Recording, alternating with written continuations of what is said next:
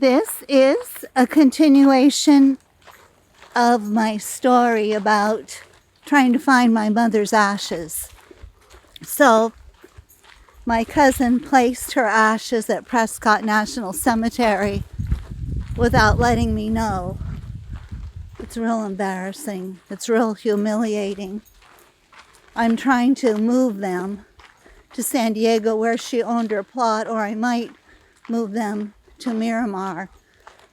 But in the meantime, another person in the story is Phillips. This is Bradley Phillips, and he is the regional director over the Prescott National Cemetery. He's based out of Oakland.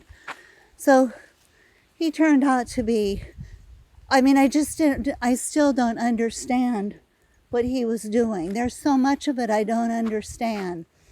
So Randy Hurd, the director of Prescott, said that this individual would be very caring and very interested in everything. So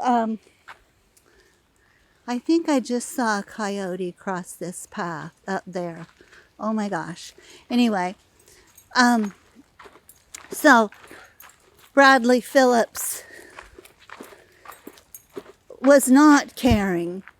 He was, I think at the end of the day, I'm guessing these people were only protecting themselves. So I kept giving them information, trying to show them the facts.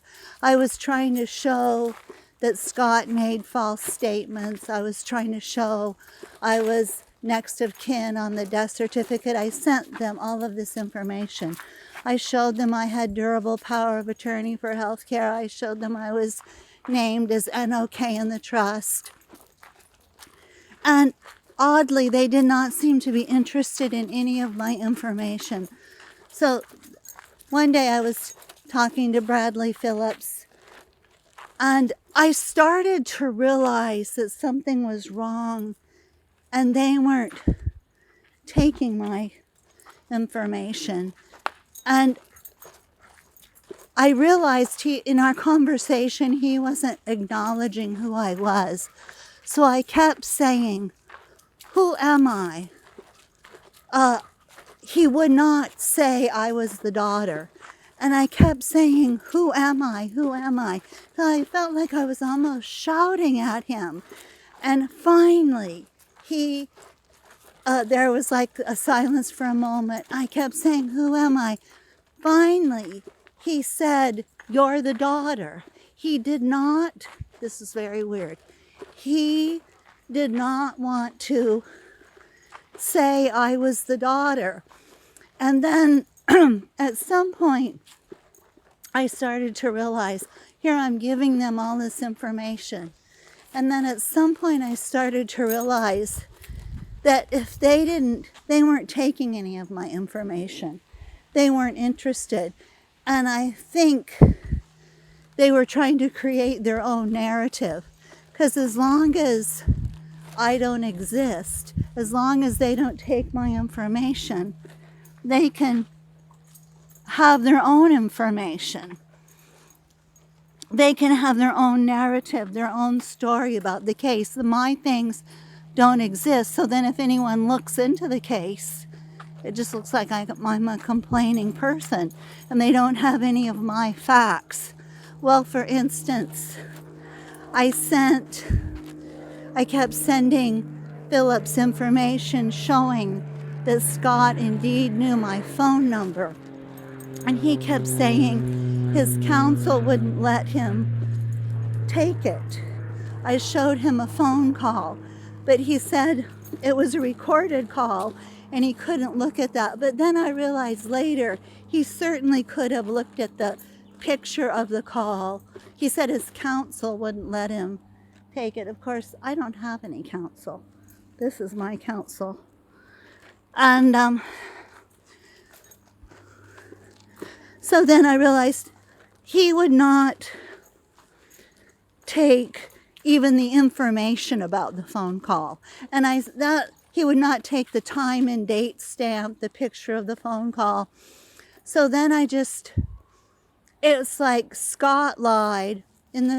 At the end of the day, Scott lied, Randy Hurd lied, and Phillips did everything he could to block information from taking in any of my information.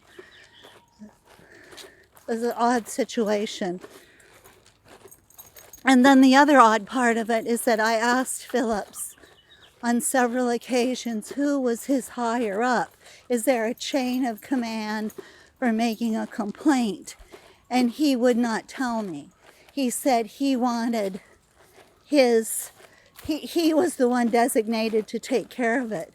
Well, he wasn't taking in any of the information, so it was just going around and around. Everything was blocked. Anyway, that's just part of that story, and I ran into the same thing at the burial scheduling office, where everything just keeps going around and around and then being blocked. So now I got an email, maybe a month ago, saying they were reopening the case at the National Cemetery Administration headquarters. But the thing is, I have new information to show them. They will not communicate. So I have new phone calls, new messages. I want them. The first thing I would like them to do is admit that Scott Varley lied to them. They don't seem to want to do that. And I don't know why, but they very much don't seem to want to admit that Scott Varley made false statements. And then I know that because Randy Hurd then said to me one day, it was so odd. He said, Scott Varley did not make any false statements and the VA did not do anything wrong. And of course that doesn't make any sense, because we can easily see he made false statements when he said he didn't know where I was or have my phone number. And then another person at the cemetery told me that he swore in an investigation that Scott Varley absolutely made false statements. So I can't fully understand what's going on. And it's a mystery. And that's my podcast for right now. And thank you everyone for listening. If anybody has any tips, man, email me, tell me anything. Tell me anything you think. Thank you for listening.